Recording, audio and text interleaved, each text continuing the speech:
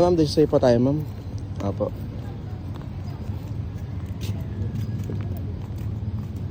Bale, ito po ma'am yung Alora series natin ma'am. Alora site series.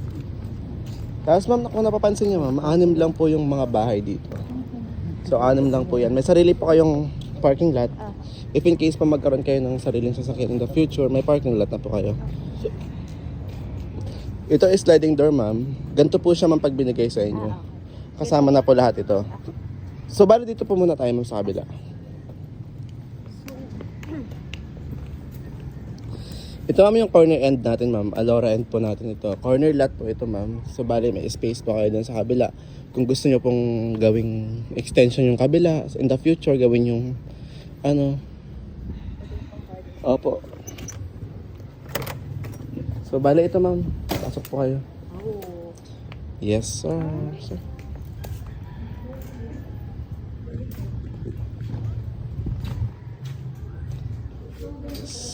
Bale, ganito po yung itsura niya. Ano, bale, minimalist style po siya, ma'am. So, meron na pong 1 bedroom, ma'am, sa taas. Naka-loft type lang po yung design na ibibigay sa inyo, ma'am, ng Alora. Ito na rin po yung hagdan, ma'am. Bale, wood na po siya. Anong wood to, sir? And, pero standard na wood yan eh. Standard wood po. Opo. Tapos ito ma'am, yung loft type lang siya ma'am, 1 bedroom. Pero pwede nyo po ito ma'am, i-extension ma'am para maging 2 bedroom ma'am. Tapos yung CR nyo po ma'am, ito po talaga ma'am yung CR niyo ma'am, maluwang po siya. Maganda tsaka malinis po. May tiles na rin po yung CR nyo po. Ma'am, kasama to ma'am sa ibibigay sa inyo ma'am. Papakita namin sa inyo mamaya. Pero crack na po yan kasi sample ano lang naman po ito. Ito po ma'am, yung, bale ito po yung dirty kitchen natin ma'am. Opo. Opo. May pinaka-boundary ma'am niya dito. Let's say kung ang kukunin ninyo is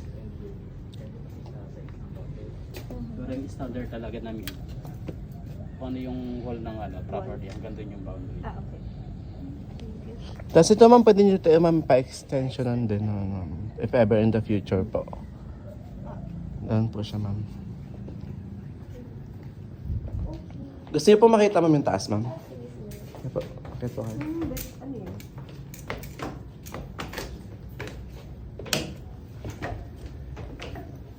Bale, ilan kayong titira ma'am, if ever? 5.